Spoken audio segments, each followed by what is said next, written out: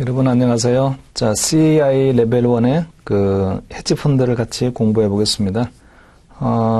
CAI 시험이 좀 대체 투자에 대한 전문가가 될 수 있는 그런 이제 기본적 소양을 테스트하는 시험이다 보니 이게 우리가 일반적으로 공부했던 전통 투자하고는 조금 포커스가 다르게 이렇게 구성이 되어 있어요. 그러니까 이렇게 접근하시면 대단히 좀 어려워지는데, 예를 든다면 제가 전통 투자를 하질 않고 그냥 대체 투자 쪽만 집중적으로 공부해서 CAI 시험을 갖다 제가 합격해 보겠어요. 이런 식으로 접근하면 좀 오산입니다. 그렇게 잘 되지가 않아요. 이게 CAI는 기본적으로 전통 투자에 대한 개념을 좀 알고 있는 상태에서 대체 투자를 이렇게 위에 이제 탑을 쌓듯이 올리는 거라서 전통 투자에 대한 개념을 전혀 모르게 되면 CAI를 하기가 대단히 어렵습니다. 그래서 어떤 뮤추얼리 익스클루시브한 상호 배타적인 어떤 제가 의사결정을 해서 전통적인 투자를 할까 아니면 AI를 할까 이렇게 해서 전통 투자 버리고 그냥 AI 하자. 국어 버리고 수학 하자. 이런 의미처럼 판단하시면, 그러면 안 돼요. 전통 투자의 아주 기본을 조금은 알아야 돼요. 특히나 이제 전통 투자 중에서도 어떤 부분을 알아야 되냐면 채권 좀 알아야 되고요. 그 다음에 그거보다 더 많이 알아야 되는 거는 파생 상품도 알아야 됩니다. 그래서 파생에 대해서 내가 뭘 잘 몰라 이러는 분들은 그 파생에 대한 기본 개념을 조금 공부를 하신 다음에 이걸 공부하셔야만이 그래야만이 좀 빠르게 진도가 나가고 이해의 폭도 넓힐 수 있습니다. 물론 그 전통 투자에서 파생을 나는 전혀 해보지 않았으니까 그거 파생 자체가 귀찮고 어려워서 저는 AI로 왔습니다. 이러신 분들도 있을 수 있을 텐데, 그런 분들은 어쩔 수 없이 넘어가야 될 산이 파생 상품이라는 걸 어쩔 수 없이 넘어가긴 해야 돼요. 그렇다고 해서 아주 깊이 있게 여기서 파생을 다루지는 않지만, 기본적으로 파생이 이런 거야 라는 정도는 우리가 알고 시작을 해야만이, 조금 쉽게 공부할 수가 있어요. 만약에 이제 내가 파생 상품을 굳이 하고 싶지 않다 이렇게 하시면, 그럼에도 불구하고 이게 나오는 이 내용들은요, 그러면 아주 열심히 여러 번 반복해서 마치 암기하듯이 이렇게 공부를 하셔야 돼요. 레벨 1까지는 무난하게 암기하게 되면 대부분 합격을 합니다. 그리고 실제로 레벨 1 시험이 거의 암기력 테스트 하듯이 문제가 컨셉을 묻는 문제들이 되게 많고요. 그리고 계산 문제가 나오더라도 계산 문제가 단순 공식 대입용처럼 아주 쉽게 문제들이 나와서 난이도가 그렇게 높진 않아요. 레벨 1은. 레벨 1은 합격률이 좀 높습니다. 문제는 이제 레벨 2인데, 레벨 2를 가게 되면 약간 점프를 해요. 내용도 좀 깊어지고. 그런데, 다행스럽게도 레벨 2의 내용들도 보면, 레벨 1을 바탕으로 해서 레벨 2를 갖다가 완전히 새로운 개념을 올리는 거냐, 그렇지는 않고, 레벨 1에서 공부했던 내용들을 갖다 조금 더 깊이 공부하는 거라서, 레벨 1에 나왔던 내용들이 되게 반복이 많이 되면서, 거기다가 조금은요, 깊이 뭔가를 파는 느낌이 듭니다. 그래서 레벨 1을 좀 잘 공부하시고, 그리고 암기도 많이 해놓으시고, 기본 컨셉에 대한 암기 많이 해놓으시고, 이렇게 하시게 되면 레벨 2 공부할 때 좀 수월하게 공부하실 수가 있어요. 물론 레벨 2는 이제 에세이 타입으로 시험을 치는 것들이 조금 있어서 에세이 문제가 있어요. 근데 그 에세이 문제는 간단해요. 그냥 글을 쓴다고 하더라도 이제 글을 쓰는 게 거기서는 이제 컴퓨터로 시험 보는 거라서 CBT 시험이니까 제가 이제 뭔가 영어로 타이핑을 하더라도 길게 타이핑을 해야 되냐 사실은 그렇지는 않고 한 두 문장 정도로 타이핑이 끝나는 그런 답입니다. 그리고 계산 문제도 또 많아요. 계산 문제 같은 경우는 사실은 에세이 타입으로 나오든 아니면 멀티플 초이스로 나오든 상관없이 보기에 나오더라도 답을 제가 찾을 수 있고 그 답을 내가 알기 위해서는 뭔가 계산 과정이 필요하니까 그 계산 과정을 제가 필요한 걸 갖다가 써서 뭔가를 써서 이제 이렇게 내용을 답을 할 수 있어요. 이렇게 하면 됩니다. 계산 문제로 나오는 에세이 타입 문제 같은 경우는. 그래서 너무 그렇게 에세이 타입에서 레벨 2는 걱정하실 필요가 없고요. 문제는 레벨 2를 가기 위해서는 일단은 레벨 1을 합격을 해야 된다는 거죠. 그리고, 레벨 1에서 절대적인 비중을 많이 차지하고 있는 과목이 헤지펀드입니다. 비중으로 본다면 15%에서 한 20% 정도의 실제 비중을 차지하고 있고요. 문제는 한 30에서 40문제 정도가 나옵니다. 헤지펀드가. 그러니까, 상당히 많은 비중을 차지하고 있죠. 한 과목임에도 불구하고, 그리고 분량도 많아요. 그리고 이제 헤지펀드라는 게 독특한 스타일을 추구하는 펀드다 보니까, 이런 식으로 돈을 버는 건가? 라고는 있잖아요. 정말 스마트한 사람들도 다 있군. 이런 느낌이 드는 다양한 전략들이 있습니다. 그래서, 헤지펀드에서 우리가 이제 공부하고자 하는 거는 내가 헤지펀드 운용자야 이런 개념으로 있잖아요. 공부하는 것도 물론 있지만 그런 식의 접근도 뭐 좋긴 하지만 내가 헤지펀드를 운용한다면 어떻게 운용해야 되는 거지? 이런 전략을 쓰면 되겠군. 이 전략 재밌는 걸 배웠어? 내가 이걸 한번 실행해볼까? 이런 식으로 접근하는 것도 물론 좋지만, 사실은 조금은 좀 더 안전하게 접근하는 방법은 저는 그냥 전통 포트폴리오를 운영하는 운용자예요. 그러니까 주식이나 채권 같은 걸 들고 있는 그런 포트폴리오 운용자라고요. 자, 제 포트폴리오 내에는 모두 주식이나 채권만 있습니다. 여기다가 뭔가 다른 투자 수단을 한번 편입을 시켜볼까라고 고민을 하는데 부동산을 한번 넣어볼까? 뭘 넣어볼지? 주식도 있고 채권도 있는데. 자, 이럴 때에 전통 투자 말고 다른 AI라는 올터너티브 인베스트먼트 어떤 도구가 있으면 그 올터너티브 인베스트먼트 도구를 내 투자 포트폴리오에 집어넣으면 부동산을 집어넣든지 뭐 골동품을 집어넣든지 와인을 집어넣든지 이런 거를 내 포트폴리오 속에 좀 편입을 시켜놓게 되면 전통 투자에서 쫄딱 망하더라도 이 AI는 전통 투자하고 상관성이 되게 떨어지니까 이거는 그래도 내가 좀 지킬 수가 있지 않니? 그런 개념으로 그 전통 포트폴리오를 운영하는 운용자로서 내가 투자의 대상으로 올터너티브 인베스트먼트를 본다. 이런 개념으로 공부하시는 게 조금 더요 안전합니다. 그게 또 실제로 접근 방법이기도 하고요. 우리가 공부를 해야 될 접근 방법이기도 하고. 그래서 자, 이게 나오는 내용들을 뭐 흥미가 있으신 분들은 내가 실제로 이렇게 한번 해볼 거야 라는 개념으로 하실 수도 있지만 그냥 시험 목적으로만 생각한다라고 하게 되면 내가 주식이나 채권과 같은 전통 투자를 담당하고 있는 포트폴리오 매니저고 거기다가 이 전통 투자의 위험을 조금 더 분산하기 위해서 대체 투자를 내가 쳐다보고 있는 거고 그리고 그 대체 투자 중에 보면 헤지 펀드도 있고 프라이빗 에퀴티 펀드도 있고 커머디티도 있고 뭐 다양한 상품들이 있습니다. 리얼 에스테이트 부동산도 있고 다양한 것들이 있다고요. 그 다양한 것들이 그러면 어떤 위험과 어떤 수익 구조를 가지고 있는지만 잘 판단만 하게 되면 그러면 위험과 리턴을 갖다 제대로 분석할 수 있는 거죠. 저 전통 투자가 가지고 있는 위험과 리턴이 어느 정도 되는 거지. 그것만 잘 분석할 수 있다면 저 제때 투자를 내 포트폴리오에다가 편입을 시키는 게 좋을까? 아니면 다른 걸 편입시키는 게 좋을까? 이렇게 우리가 판단할 수 있습니다.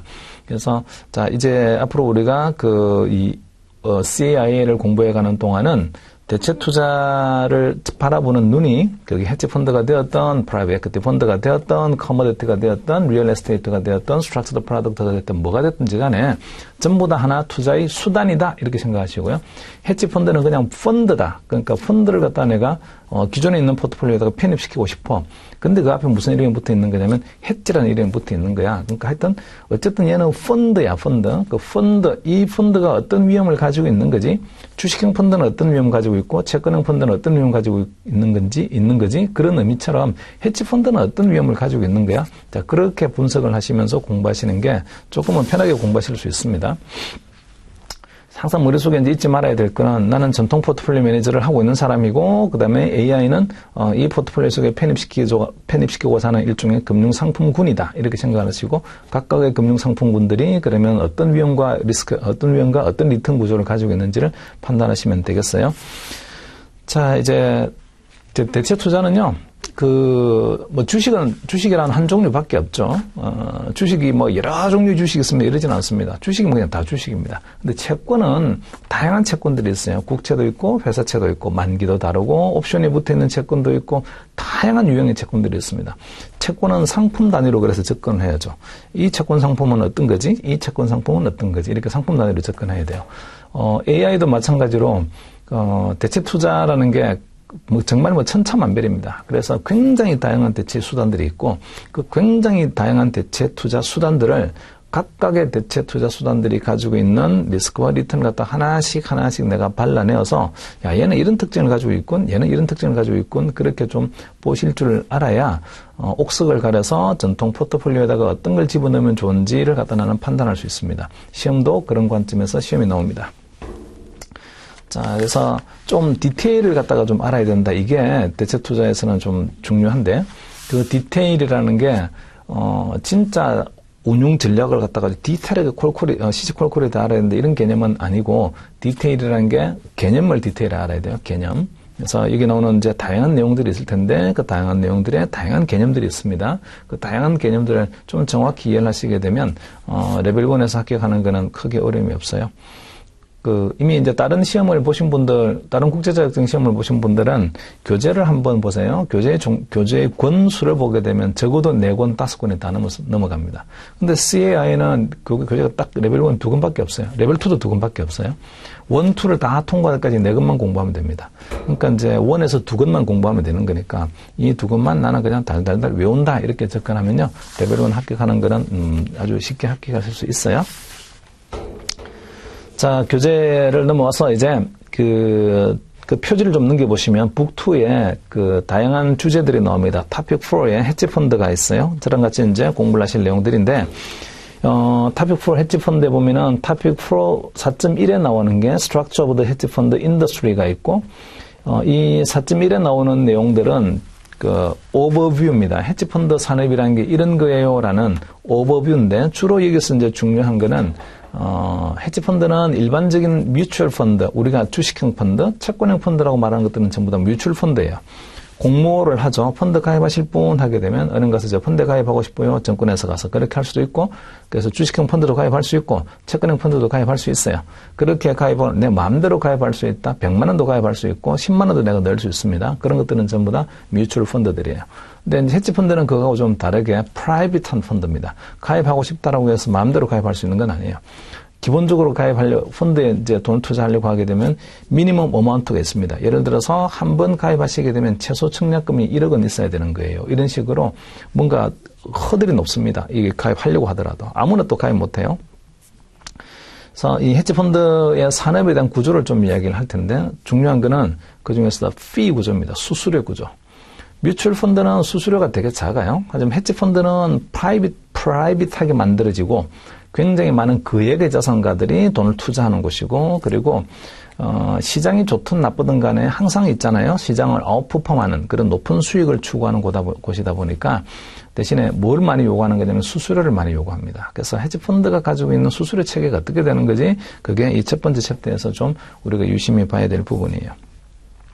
그거 외에 이제 헤지펀드가 어떤 전략을 쓰는지에 따라서 이렇게 헤지펀드를 구분해 볼 수 있는데, 헤지펀드가 쓰고 있는 전략에 대해서 간단한 소개가 있습니다. 몇 가지 카테고라이제이션을 해서 헤지펀드가 쓰는 전략은 이렇게 4가지 카테고리를 카테고리로 구분할 수 있어요라는 어떤 카테고라이제이션을 해보고, 실제로 이제 그 카테고라이제이션 된 거에 대한 구체적인 내용들은요, 4.2부터 시작해서 4.6까지 나옵니다.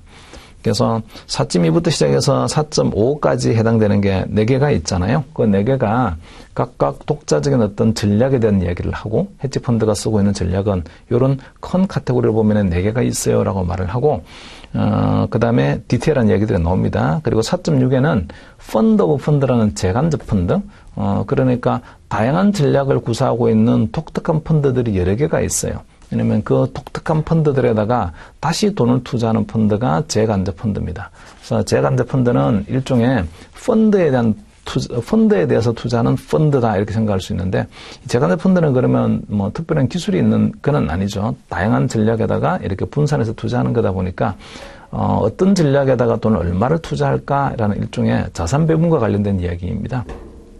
그래서 구체적인 전략에 대한 이야기는 4.2부터 시작해서 4.5까지 전략에 대한 이야기가 나올 거고요. 그 다음에 4.6은 펀드 오브 펀드라는 재간접 펀드가 가지고 있는 좀 독특함. 재간접 펀드는 왜 우리가 가입해야 되는 거죠? 어떤 장점이 있고 어떤 단점이 있는 거죠? 이런 것들에 대한 이야기들이 4.6에서 이제 나오겠습니다. 모든 챕터가 다 시험 목적으로는 다 중요하고요. 1, 2, 3, 4, 5, 6 시험 목적으로 다 중요하고, 그리고 각 챕터에서 조금씩 다 시험들이 나옵니다. 어느 한쪽에 편중돼 나오는 건 아니라서. 자, 일단은 어쨌든 그 비중이 제일 높은 거다 보니까 좀 부담스러운 과목이 될 수는 있는데, 너무 걱정 안 하셔도 돼요. 암기하셔야 됩니다. 이제 잘 모르겠어요 하게 되면 이해가 잘 안 돼요 하게 되면 한 번 들어서 이해가 안 되면 2번, 3번 이렇게 반복해서 들으셔야 되고, 만약에 그럼에도 불구하고 이해가 잘 안 돼요 라고 하면 그 이해가 잘 안 되는 부분이 시험 목적으로 별로 중요하지 않으면 과감히 버려도 돼요. 근데 시험 목적으로 중요해요 하지만 이해가 잘 안 돼요 하게 되면 암기입니다. 그건 외우셔야 돼요. 근데 그런 내용들이 썩 많지는 않을 거예요. 금융을 조금이라도 해보신 분들, 금융 공부를 해보신 분들은, 그래도, 이렇게도 생각할 수 있구나라고 금방 이해가 될 텐데, 나는 금융에 대해서 전혀 문외한입니다. 이런 분들은 조금 부담스러우실 수는 있습니다. 그런 분들은 여러 번 반복하는 수밖에 없고요. 안 되면 외우기라도 해야 돼요. 자, 먼저 페이지 1페이지를 넘겨보겠습니다. 자, 페이지 1페이지. Structure of the Hedge Fund Industry. 아까 말씀드린 것처럼 여기서는 이제 fee 구조, 수수료 구조가 좀 중요하게 나오고, 그거 외에 헤지펀드 전략에 대한 이제 간단한 소개가 이렇게 좀 있습니다. 나중에 앞으로 전개될 나머지 챕터에 대한 일종의 보게 되면 도입 챕터다 이렇게 생각할 수 있어요. 먼저 Characteristics of Hedge Fund. 러닝 아웃컴이 밑에 있죠. LO라는 게 러닝 아웃컴 학습 목표인데, 시험은 여기 학습 목표에 나와 있는 대로 시험이 나옵니다. 그래서 이 학습 목표가 뭘 요구하는 건지를 보고 이 학습 목표에 맞게끔 공부를 하시면 돼요. 그리고 이 학습 목표에 맞게끔 이 교재가 서머리가 되어 있습니다. 그래서 교재에 나오는 내용만 좀 잘 암기를 하시게 되면 아까 말씀드린 것처럼 레벨 1은 합격하는데 큰 문제가 없어요. 페이지 1에서 Primary Element of Hedge Fund 봅시다. 헤지펀드라는 게 두 번째 문장에 보면 헤지펀드 differ from traditional investment with respect to regulatory structure. 자, 이제 규제와 관련해서 전통 투자하고는 조금 다르고 헤지펀드는 두 번째 compensation structure, 또 보수를 어떻게 주는 거냐가 전통 투자하고는 좀 다르고 and the trading structure, 거래의 구조가 보게 되면 좀 다릅니다.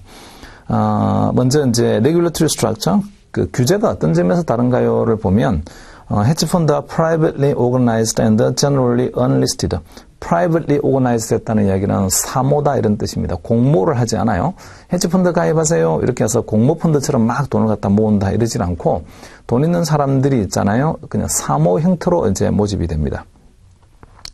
그리고 상장을 하지 않죠, 헤지펀드는. 우리 상장하는 펀드 ETF처럼 상장한다 그런 개념이 없습니다. 사모로 펀드를 갖다가 만들어서 사적으로 돈을 갖다 이렇게 모으고 그 돈을 운용을 해서 투자자들한테 돌려주는 그런 구조입니다.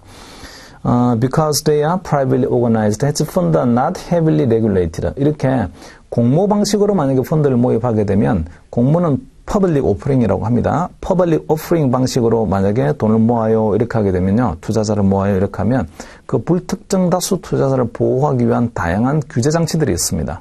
근데 사모펀드는 그럴 규제 장치가 전혀 필요가 없어요. 사모로 돈을 모으는 거라서 사모로 모으는 건 이제 인원도 몇 명 되지가 않죠. 그 투자자들로부터 돈을 모아가지고 사적으로 펀드를 구성해서 운영하는 거다 보니까 규제 면에서 보게 되면 공모펀드에 비해서는 규제가 굉장히 약합니다. Hedge fund fall within the safe harbor exemption of the Investment Company Act of 1940년도에 투자회사법이라는 게 미국 법입니다. 미국 법이 있는데 거기 보면 safe harbor exemption이라는 게 있어요. safe harbor exemption은 다른 게 아니고 그 펀드를 내가 모집을 할 거예요라고 하게 되면 우리나라 같은 경우 이 공모형 펀드 같은 경우는 다양한 이제 그 공시 요건들이 있습니다. 그 펀드에 대한 실적도 계속 공시를 해야 되고 이런저런 리ኳ이먼트, 법적인 규제적인 리ኳ이먼트가 되게 많아요. 그런 공시 요건을 갖다가 충족하지 않아도 되는 게 세이프 하버 이그젬션입니다. 세이프 하버 이그젬션에 속하는 투자 기구들은 굳이 디스클로저 공시에 대한 의무가 없어요. 우리 펀드가 이 정도 실적을 냈습니다. 이런 걸 갖다가 공시할 필요가 없습니다. 그런데 뮤추얼 펀드는 여러분이 이제 그 금융기관에 가서 펀드 가입하러 왔어요 하게 되면 이 펀드는 말이죠. 과거 3개월 동안 수익률이 어떻게 되고 6개월 동안 수익률은 어떻게 되고 지금 운용자산 규모는 어떻게 되고 이런 식으로 그 펀드에 대한 정보들이 다 공시가 됩니다. 근데 헤지펀드는 그런 공시 의무가 없어요. 그게 이 공시 의무가 없는 그런 조항을 그런 면제 조건을 세이프 하버 이그젬션이라고 해요.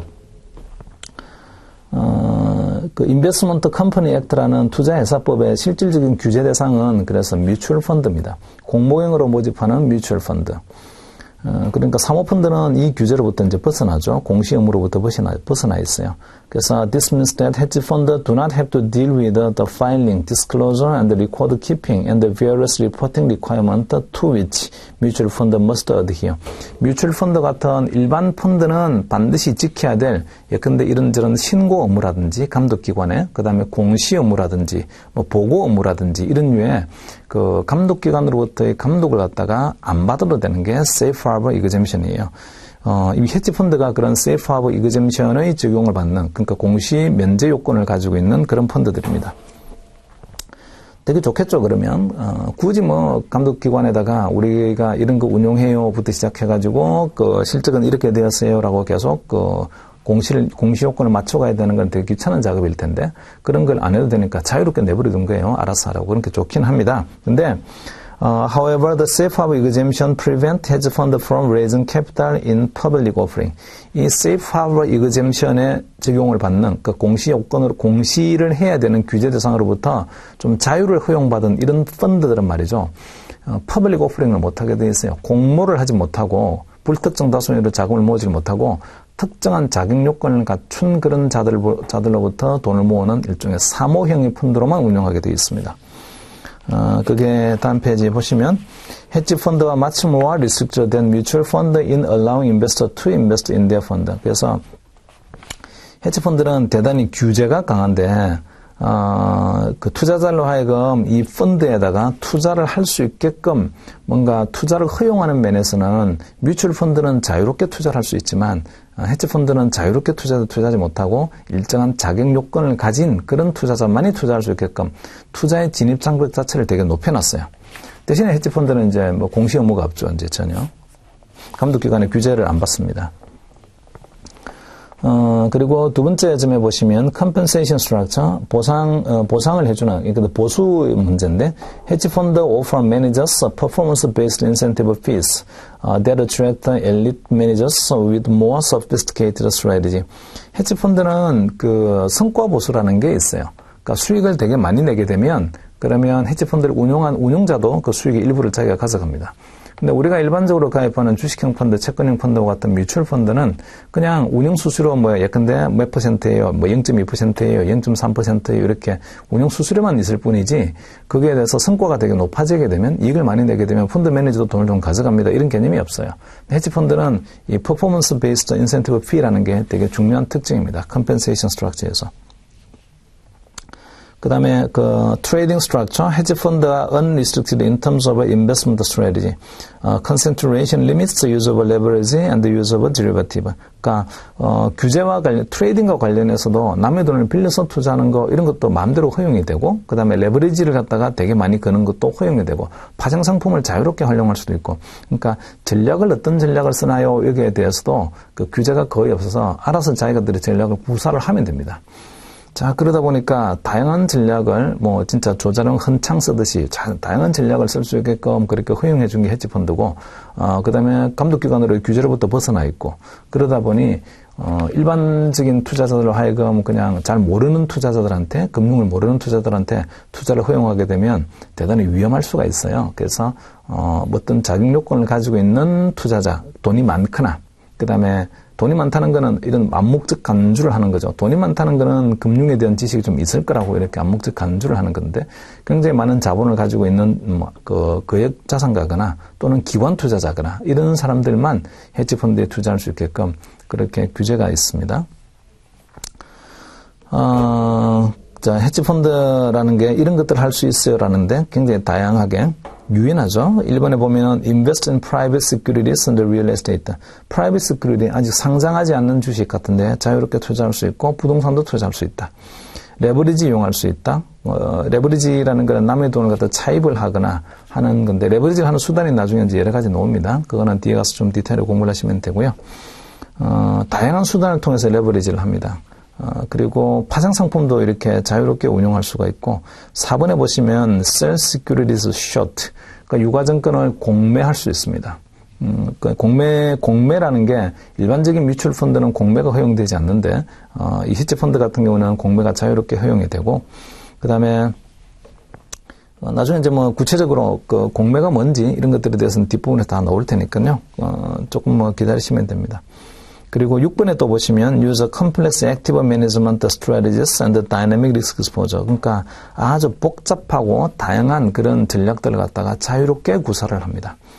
굉장히 좀 되게 자유로워요. 운용을 하는 면에서도 그렇고 규제의 관점에서도 그렇고 되게 자유롭습니다. 단 투자자의 모집과 관련해서는 공모형으로 모집하지 못하고 사모 형태로 모집하게끔 돼 있어요.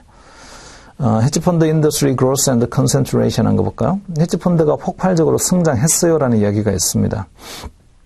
거기 세 번째 문장을 보시면 The long-term growth trend for hedge fund is the result of their favorable investment attribute. 이게 헤지 펀드가 투자자 입장에서 보게 되면 되게 있잖아요. favorable 한 거예요. 이런 특징을 가지고 있으니까 뭔가 좀 입맛이 당기는 그런 그 상품입니다. 헤지 펀드라는 것 자체가. 그래서 자, 어떤 특징을 가지고 있나요? 보면 첫 번째 점에서 low correlation with traditional investment.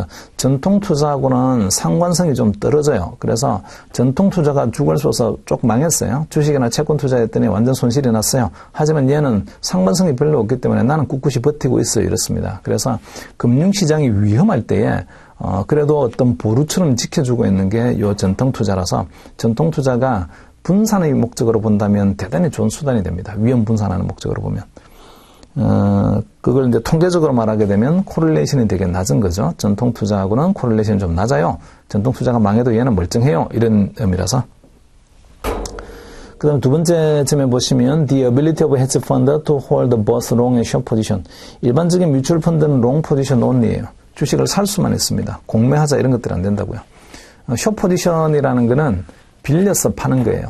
그러니까 주식을 들고 있는 어떤 금융기관이 하나 있는데 그 금융기관에 가서 주식 좀 빌려주세요 하고요. 그 주식을 빌려가지고 팝니다. 자, 그 주식을 빌려서 팔았으니까 저는 의무가 있죠. 갚아야 될 의무가 있어요. 그래서 주식을 빌려서 판 상태에서 갚아야 될 의무가 있는 포지션이 숏 포지션입니다. 자, 언제 갚을 거냐면 그러면 주가가 떨어지면 갚으면 됩니다. 예를 들어서 주식 한 주의 가격이요. 한 50만 원쯤 한다라고 합시다. 자, 주식 한 주 가격이 50만 원인데 제가 생각하기에는 이 주식 가격이 한 40만 원으로 떨어질 것 같아요. 이럴 때에 저는 그 증권회사에 가서 주식을 좀 빌려주세요 합니다. 50만 원짜리 주식을. 그럼 빌려가지고 바로 팝니다. 50만 원 현금이 나오겠죠, 이제. 그리고 그 다음날 제가 생각했던 것처럼 주가가 40만 원으로 떨어집니다. 그러면 들고 있던 50만 원 현금 가지고 주식을 삽니다. 40만 원만 주면 살 수가 있죠. 그 40만 원 주고 주식을 사서 저는 주식을 빌렸으니까 갚으면 됩니다. 주식을 빌렸으니까 주식으로 갚으면 되죠. 그러면 제 주머니에는 돈이 10만 원이 남습니다. 자, 이런 것처럼 뭔가를 현물 주식이나 현물 채권 같은 현물 유가증권을 빌려서 팔았고 빌려서 판 거예요. 그러니까 갚아야 될 의무가 있는 포지션을 숏 포지션이라고 합니다. 이 숏 포지션은 그러면 언제 돈을 버나요? 이거는 빌려서 팔았던 그 유가증권의 가격이 떨어지게 되면 그럼 저는 돈을 법니다. 떨어진 걸 갖다 도로 사서 갚으면 되니까. 자, 바로 밑에 헤지 펀드 인더스트리 그로스 컨센트레이션 그 밑에 봅시다. 세 번째 점에서요. The potential for larger returns than traditional investment. 그러니까 전통 투자에 비해서는 전략 자체가 다양하잖아요. 굉장히 다양한 전략을 구사하다 보니까 수익을 낼 수 있는 기회도 많습니다. 그래서 전통 투자 같은 그런 뮤추얼 펀드는 이런 거 허용이 안 되니까 우리는 하고 싶어도 할 수가 없어. 하지만 헤지 펀드는 자유롭게 그런 시장을 들어갈 수 있어요. 그러니까 수익을 낼 수 있는 찬스가 전통 투자에 비해서는 조금 더 많습니다. 물론 좀 더 위험하기도 해요. 그러니까 누가 해야 되는 거냐면 아무나 하는 게 아니고요. 아까 위에서 나와 있는 것처럼 엘리트 매니저. 그러니까 뛰어난 어떤 퍼포먼스를 가지고 있는 뛰어난 스킬을 가지고 있는 매니저들이 헤지 펀드를 운영을 합니다. 자, 그리고 바로 밑에 세 번째 점 찍은 거 바로 밑에 보시면 The financial crisis that began in 2007년도에 이제 금융위기가 왔었죠. led to massive hedge fund liquidations. 많은 헤지 펀드가 청산이 되었습니다. 금융위기가 오면서 헤지펀드가 많이 청산이 되었고 특히나 작은 헤지펀드들, 규모가 작은 것들이 흡수 통합이 많이 되면서 헤지펀드 시장도 좀 대형화되어가는 그런 그 추세를 보이고 있습니다. 그리고 헤지펀드 시장에 누가 투자자로서 많이 참여하냐면 헤지펀드가 과거에는요 일반 돈 많은 개인들이 많이 참여해요 이런 식으로 되다가 지금은 기관 투자자들이 훨씬 더 헤지펀드 시장을 많이 참여를 하고 있고, 투자자로서, 기관 투자자가 헤지펀드를 운용한다 그게 아니에요. 기관 투자자는 헤지펀드의 투자자로서 헤지펀드에 투자를 합니다. 펀드에 투자하듯이. 자, 여러분, 개인이라면, 내가 가입해 있는 펀드가 어떤 식으로 운용이 되고 있는지에 대해서 시시콜콜이 묻자 잘 이러진 않는데, 기관 투자자는요, 이 펀드에 가입해도 되나? 부터 시작해서 일종의 듀 딜리전스, 실사를 아주 꼼꼼히 합니다. 이 펀드가 과거에는 어떤 트랙 레코드를 가지고 있고 지금 들고 있는 포지션은 어떤 걸 들고 있으며 앞으로는 어떤 전략을 쓸 건지 이런 것들에 대한 듀 딜리전스, 실사를 아주 꼼꼼해요. 더불어서 자기가 투자한 헤지 펀드에다 자꾸 요구를 합니다. 어떤 포지션 들고 있는 건지 나한테 알려주세요. 분기 단위로 성과가 어떻게 나오는지도 나한테 알려주세요. 이런 식으로요. 굉장히 많은 그런 듀 딜리전스라든지 그다음에 그 리포팅에 대한 거, 성과에 대한 리포팅을 해주세요라고 마치 시어머니처럼 기관 투자들이 자꾸 헤지펀드 쪽에다가 이런저런 요구를 많이 해요. 원래 헤지펀드라는 거는 그런 류의 규제나 그런 류의 요구사항이나 이런 걸 좀 자유롭게 줄 테니까 알아서 투자해가지고 수익을 많이 내세요. 어떤 자유로움을 허용해 주는 게 헤지펀드의 아주 성공할 수 있는 되게 좋은 요인이었는데, 독특성을 유지할 수 있는. 근데 기관 투자자가 참여하면서, 많이 이제 투자로 참여하면서 헤지펀드가 기관화되는 경향들이 있습니다. 그리고 페이지를 넘기셔서. 그리고 기관 투자자는 기본적으로 조그만 헤지펀드의 투자자, 규모 작은데 잘 이러질 않아요. 그러니까 되게 좀 헤지펀드도 점점 좀 대형화되어 가고 있는 그런 추세를 보이고 있어요. 자, 3페이지로 넘어오셨어요. 헤지펀드 피 봅시다. 이거 중요해요. 헤지펀드 피는. 일반적인 뮤추얼 펀드하고는 다르게 헤지펀드는 퍼포먼스 베이스드 피가 있어요. 성과가 좋으면 좋은 성과를 얻은 거에 대해서 그러면 헤지펀드 매니저도 조금은요, 내가 돈을 가져갈 거예요 라는 성과 수수료가 있습니다. 뮤추얼 펀드는 그런 성과 수수료가 없어요. 그래서 이 헤지펀드 피에서 우리가 좀 유심히 보셔야 될 게 성과 수수료 구조가 실제로 운용 성과에 어떤 영향을 미치는 건지, 투자자의 관점에서는 돈을 얼마를 받게 되는 건지, 그게 피를 빼고서 받는 거다 보니까 뮤추얼 펀드처럼 그냥 성과 수수료가 없으면 운용 수수료 얼마 주면 끝나요. 근데 이 성과 수수료가 있는 구조에서는 성과 수수료를 주고서 이제 돈을 가져가다 보니까 이게 뮤추얼 펀드에 비해서는 투자자 관점에서 보게 되면 성과 수수료가 좀 좋지 않은 그런 결과가 됐는데, 대신에 성과 수수료 체계가 있기 때문에 헤지 펀드 매니저는 또 열심히 운용을 해가지고 높은 수익을 얻고자 합니다. 자, 봅시다. 먼저 헤지 펀드 피라는 거요. 헤지펀드 피는 두 종류가 있어요. 첫 번째 점에 보시게 되면 매니지먼트 피가 있습니다. 일반적인 그냥 운용 수수료입니다. 이거는 헤지펀드에도 있고 뮤추얼 펀드에도 있고 둘 다 있어요. Management fees are collected on quarterly 또는 semi-annual or annual basis and are collected regardless of fund performance. 그러니까 성과가 좋든 나쁘든 간에 항상 이 돈만큼은 수수료를 가져갑니다. Typical management fee for hedge fund is 2% of asset under management. asset under management가 이제 운용자산이니까 운용자산 규모를 기준으로 해서 곱하기 2%는요. 그러면 수수료를 가져가요. 이래요. 엄청 많이 가져가는 거죠. 이제 2%도 엄청 많습니다. 사실은. 보통 1%에서 3% 범위에 있어요. 이렇게 표현을 하는데, 평균적으로는 2% 정도를 가져간다 이렇습니다. 그 다음에 performance fee, performance fee는 also known as incentive fees or profit sharing fee. 이거는 이익을 냈을 때의 이익의 일정 부분을 가져가는 게 performance fee입니다. collected on a annual basis, 매년 있잖아요. 정산을 해서 연간 단위로 딱 정산해가지고, 야, 올해 얼마만큼 이익을 냈지? 그러면 이익을 낸 거에 몇 %를 그러면 펀드 매니저가 가져갈게. 라고 하는 게 퍼포먼스 피예요. But only if the fund is profitable. 펀드가 근데 이익이 나야 됩니다. 손해가 나게 되면 그러면 가져갈 게 없어요. 퍼포먼스 피는.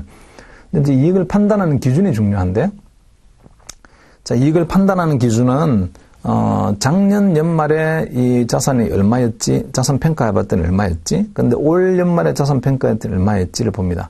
작년 연말보다는 올 연말에 가치가 더 올랐어요. 우리 펀드의 가치가. 돈이 많이 이제 수익을 내서. 그러면 작년보다는 더 오른 부분이 일단은 이익이 되긴 하죠. 근데 작년 부분보다는 오른 부분도, 작년보다 오르기만 하게 되면 그걸 이익이라고 판단하는 거냐? 그래서 성과 수수료를 주는 거냐? 그러지는 않고요. 과거에 언젠지는 모르겠지만 전 고점이 있어요. 이 펀드를 잘 운용을 해가지고 설립된 이후에 자금을 갖다 모집을 해가지고 펀드가 설립된 다음에 운용을 계속 하다가 아주 높았던 고점이 있습니다. 이 고점을 넘어서야만이 프로핏하다라고 합니다. 그래서 전 고점이 예를 들어서 처음에 출발할 때 100만큼을 가지고 출발을 했는데, 지금 한 5년쯤 지났어요. 근데 이제 한 3,000년도쯤 되니까 되게 잘 돼가지고 한 150까지 올랐습니다. 펀드의 가치가. 그러니까 150까지 올랐는데 그다음에 4,000원도에 보니까 한 120으로 툭 떨어졌어요. 그러다가 올해는 보니까 120에서 130으로 다시 10만큼 올랐습니다. 그러니까 작년 연말에 120이었다가 올해 130이니까 그러면 10만큼 올랐지 올해 이익 냈잖아. 그러니까 작년에 비해서는 이익 낸 거지. 그러니까 그 10에 대해서는 20%를 내가 가져갈게. 이렇게는 안 되고요.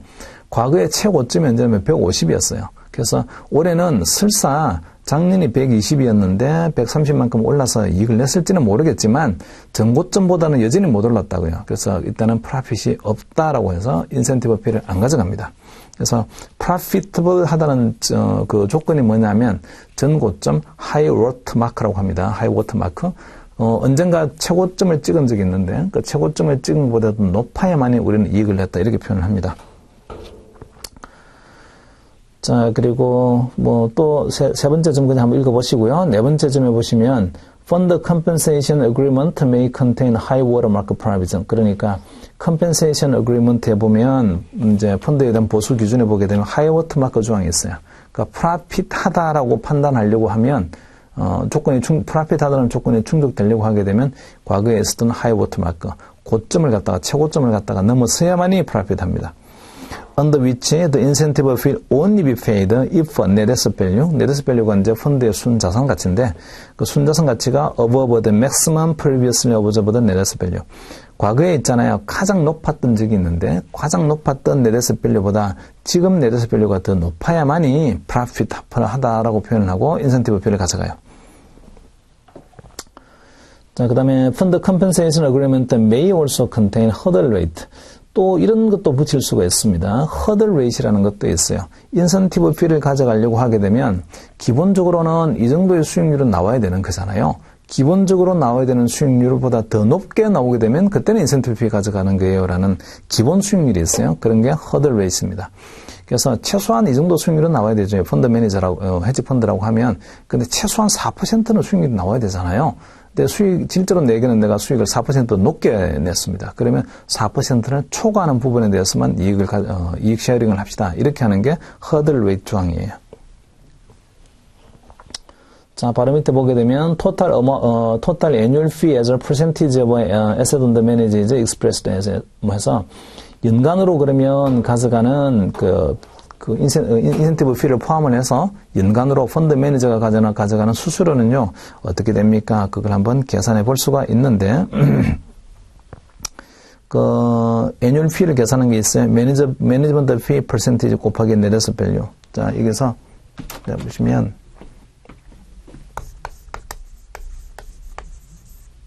애뉴얼 피. 자, 이건 누구한테 가는 거냐면, 인센티브 피를 포함을 해서, 이거는 펀드 매니저한테 가는 돈이에요. 여기 보면은, 매니지먼트 피라는 게 있죠. 이거는 퍼센트예요. 예를 든다면, 이거 뭐 2%예요. 이런 거죠. 자, 이거는 어디에 곱하는 거냐면요. beginning net asset value. 연초의 net asset value. 그러니까 처음에 돈이 딱 들어오게 되면 그 들어온 돈 기준으로 연초 금액 기준으로 2%입니다. 그러니까 연말이 되어서 살짝 쫄딱 망했어요 이랬다고 하더라도 연초에 들어온 돈 기준으로 2%는 가져갑니다. 그러니까 이게 뭐 이익이 나도 가져가는 거고 그다음에 손해가 나도 가져가요. 돈을 맡기게 되면 맡긴 돈의 2%는 무조건 띱니다라는 게 매니지먼트 피입니다. 그러니까 손해가 났을 경우는 대단히 억울하죠. 투자자 입장에서는. 뭐야 손해내놓고 수수료 가져가? 이런 느낌이 들긴 하는데 매니지먼트 피를 부과하는 기준 자체가 연초금액 기준으로 매니지먼트 피를 부과합니다. 자, 이게 이제 그러면 이거 두 개를 이렇게 곱해보게 되면 매니지먼트 피인데 금액으로 얼마예요? 이렇게 되죠. 이렇게 되면 금액으로는 얼마인가요? 이거는 이제 달러니까 금액이니까 금액의 2%를 매니지먼트 피 가져가요. 자, 그 다음에 두 번째가 나오는 게 인센티브 피가 있어요. 자, 그 식을 좀 잘 보시면 인센티브 피는 받을 수도 있고 안 받을 수도 있죠. 이익이 나야만이 받게 돼 있어요. 맥스 못 받을 수도 있고요. 그 다음에 받을 수도 있는데 거기 보면은 인센티브 피 퍼센티지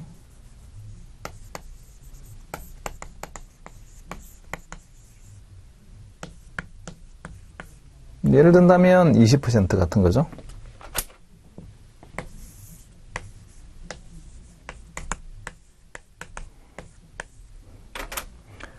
자, 곱하기 벌어들인 이익에 대해서 있잖아요. 이익에 대해서 20%를 가져가야죠. 그 이익이 먼저 gross return이 있어요. gross return. 자, gross return에서 뺍니다. 그 빼야 되는 게 보시면 매니지먼트 피 빼요. 이거요.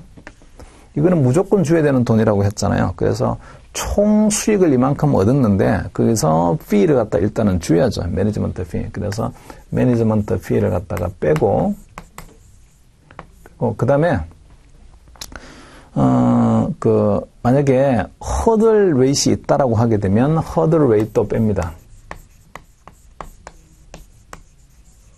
적어도 말이죠. 얼마만큼은 나와야 되는 거잖아 라는 게 있어요. 이 펀드를 운용하게 되면 최소한 이만큼은 내야 되는 거지, 이만큼은 수익을 내야 되는 거지 라는 최소 허들 수익이 있어요. 이 허들 수익도 뺍니다. 그러면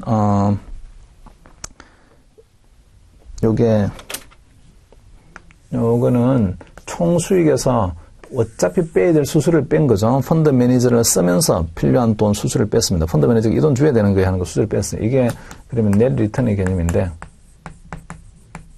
넷 리턴에서요 최소한 이만큼은 수익을 내야 되는 거예요 라고 뺍니다. 그러면 그걸 넘어서는 거에 대해서는 인센티브 피해를 20%를 가져가세요 이런 뜻이에요. 그래서 이것도 이제 그 단위로 보게 되면 여기서 나오는 그로스 리턴은요 달러예요. 달러. 매니지먼트 피도 달러고 요거죠. 이렇게 구한 달러. 그 다음에 허들 레이트도 이것도 달러입니다. 금액으로 얼마예요? 이런 거예요. 최초 출발하는 금액 대비 4%는 내야 되는 거잖아요. 라고 하게 되면 그 최초 출발 금액 곱하기 4%를 갖다가 한 게 요거 허들 레이트입니다. 그러니까 이제 달러에서 달러 빼고 달러 뺐으니까 이 전체 금액은 달러죠. 달러에 대해서 20%만큼을 곱한 금액을 가져가거나 아니면 0을 가져가거나 이렇습니다. 이게 이제 음의 값이 나오게 되면 오른쪽에 있는 것이 음의 값이 나오거나 또는 0이 나오게 되면 그냥 0이죠. 물론 인넷 리턴도 달러가 되겠고요. 자, 그래서 허들 레이트이 있을 수도 있고 없을 수도 있는데 허들 레이트이 없다라고 하게 되면 총 벌어들인 이익에서 말이죠. 매니지먼트 해줘야 될 매니지먼트 피 빼고 남은 게 넷 리턴이니까 그 넷 리턴의 20%를 가져가는 거야. 이게 인센티브 피 구조입니다. 자, 그게 밑에 식으로 나와 있죠. 그 식을 갖다 좀 유심히 좀 보시고 이렇게 계산할 줄 아셔야 돼요. 이거는 페이지를 넘기셔서 다음 페이지 보시면 이그젬플이 있네요. 이그젬플에 calculating ending net asset value after fees. 그러니까 수수료를 갖다가 제외하고 net asset value 한번 구해보세요. 이건데요. ABC 헤지 펀드가 2 and 25 fee arrangement with no hurdle rate. hurdle rate는 없고 그 매니지먼트 피는 2%고 그 다음에 인센티브 피는 25% 가져가게 되어 있어요. 물론 이제 부과하는 대상이 다르죠. 2%는 최초 금액, 출발하는 금액이 2%를 무조건 부여하는 거고, 그 다음에 25%는 수익을 얻은 넷 리턴에 대해서만 25%를 이제 그 인센티브 피를 가져가게 되어 있습니다. 그리고 net asset value of 250million at the beginning of the year. 연초에 보니까 250이 있었죠. 요거죠, 지금. beginning value가 이거 250이에요. 이렇게 되어 있습니다. 그러면 거기에 2%를 곱한 게, 네, 그러면 매니지먼트 피가 될 거예요. 5million이 되겠네, 그러면. 그리고 net asset value increase 295million at the end of the year before fees. 그러니까 이 fee를 고려하기 전에 그 총 수익이 net asset value가 얼마만큼 올랐니 수수료 다 그 생각하지 말고 이렇게 했더니 295가 올랐어요. 295만큼 이제 증가했습니다. 그러면 연초 대비 보게 되면 한 45만큼이 사실은 증가한 거죠. 자, 여기서 45만큼 증가한 거에서 그게 45가 gross return이죠. 요게 45 증가했어요. 이런데요. 45만큼 증가한 거에서 이제는 매니지먼트 피 빼야 됩니다. 매니지먼트 피가 아까 5였어요. 5. 이렇게 계산했던 게 250에 2%니까 5였죠. 자, 그래서 그걸 빼고 있잖아요. 그리고 인센티브 피가 여기서는 25%니까 25%를 갖다가 부여를 한 거죠. 이거 빼고요. 허들은 0이라고 했습니다. 그러면 40에 25%예요. 이렇게 되니까 그러면 이거는 10이야 이렇게 되겠네요. 그래서 인센티브 피는 10을 가져가는 거고 그다음에 매니지먼트 피는 5를 가져갑니다. 합쳐서 보게 되면 15만큼을 그러면 수수료로 가져가게 되겠네요. 토탈 애뉴얼 피가. 그러면 엔딩 net asset value after fee 265만큼 그 수수료 감안하고 하지 않고 얼마만큼 순자산 가치가 증가했냐면 295까지 갔는데 매니지먼트 피 주고 그다음에 인센티브 피 주고 합쳐가지고 15를 준 거죠. 그러면 남는 게 얼마가 남습니까? 280 남았어요. 처음에 출발할 때 250으로 출발했으니까 남은 돈이 280만큼 수수료 다 띄고 남았으니까 30만큼 돈 번 거죠. 그러면 수익률은요, 12%가 수익률이 되겠습니다. 바로 밑으로 내려오셔서 example에서 calculating ending net asset value before fees를 한번 볼까요? XYZ hedge fund에서 1 and 20 fee arrangement with a no hurdle rate and the net asset value of 500 million at the beginning of the year. 연초에 500이었어요. net asset value increase 600 million at the end of the year after fee. 이번에는 수수료 다 빼고 나서 얼마가 남았냐면 600이 돼 있어요. 그러니까 수수료를 다 뺐으니까 이 수수료 다 빼고 그러면 자산 가치가 얼마만큼 증가하냐면 100만큼 지금 증가한 거죠. If management fees are distributed annually based on the start of the year net asset value, calculate the following. 밑에 annual management fee 구하세요라고 되어 있습니다. annual management fee는 처음에 출발할 때 500이었잖아요. 그러니까 500에다가 1% 곱하는 5밀리언만큼이 매니지먼트 피가 될 거고, 인센티브 피 구하세요라고 되어 있네요. 자, 인센티브 피는 먼저 이제 그로스 리턴이 얼마인지를 우리는 구해야 되는데, 애프터 피 구조, 애프터 피, 매니지먼트 피하고 인센티브 피를 다 지불하고 나서 100밀리언만큼이 이제 되었으니까, 이렇게 볼 수 있죠. 그로스 리턴에서 빼겠습니다. 수수료를 갖다 줘야죠, 이제. 수수료를 줘야 되는 게, 요 식에 나와 있는 것처럼, 그로스 리턴, 자, 빼기 5만큼요, 한 거에서, 총 이익에서 5%를 뺀 거죠. 이렇게 뺀 거에다가 인센티브 피를 지불하게 돼 있어요. 곱하기 20%. 자, 그 다음에 매니지먼트 피를 얼마를 준 거냐면, 매니지먼트 피를 갖다 5만큼을 준 거잖아요. 요거는 매니지먼트 피, 이거는 인센티브 피, 이렇죠. 그래서 이거 총 수익에서 인센티브 피하고 매니지먼트 피를 갖다가 두 개를 다 뺐더니, 그러면 얼마만큼 증가한 거냐면 100만큼 증가한 거죠. 그러면 그로스 리턴이 얼마인가요? 라고 구해줍니다. 그로스 리턴은 130이네요. 총 130. 그러니까 이거 130이니까 130에서 5 빼고 뺀 거에서 20%를 갖다가 그러면 인센티브 피를 줬을 거예요. 그 계산하면은 25밀리언인가 아마 나오겠습니다. 예, 25밀리언 나오겠네요. 자, 그 다음에 토탈 애뉴얼 피는 얼마입니까? 25밀리언하고 5밀리언이니까 30밀리언을 갖다가 토탈 애뉴얼로 줬어요. 이렇게 될 거고요. 엔딩 net asset value before fee. 그러면 수수료 주기 전에는 얼마였습니까? 수수료 주기 전에는 630만큼을 더한 숫자를 테니까 500에다가 630이 수수료 주기 전에 net asset value였고, 수수료 매니지먼트 피 5 주고 인센티브 피를 갖다가 25를 주고 그렇게 하니까 남는 거는요 100만큼만 더 증가되어서 600으로 되어 있습니다. 자, 또 넘어갔어요.